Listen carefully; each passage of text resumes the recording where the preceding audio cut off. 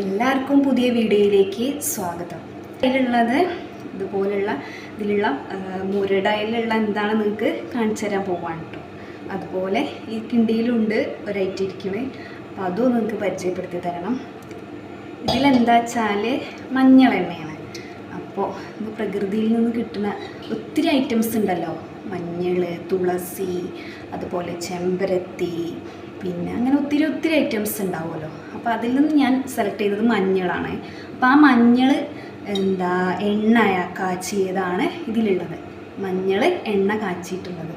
അപ്പോൾ ഇതിലേക്ക് ഞാൻ കാണിക്കാം നിങ്ങളെ.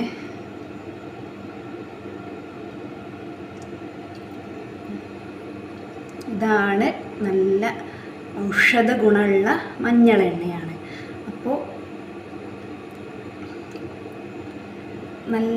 അതായത് ഒരു നല്ല കടുത്ത കളറും അല്ല, പക്ഷെ എന്നിരുന്നാലും മഞ്ഞളിൻ്റെ എല്ലാ ഗുണങ്ങളും ഉള്ള ഒരു എണ്ണയാണ് കേട്ടോ ഇത്. അപ്പോൾ ജസ്റ്റ് ഞാനിതൊന്ന് കയ്യിൽ ഇതിൻ്റെ ഒരു കളർ കാണിച്ചു തരാം നിങ്ങൾക്ക്. ഇതാണ് ഇതിൻ്റെ കളറ് കേട്ടോ.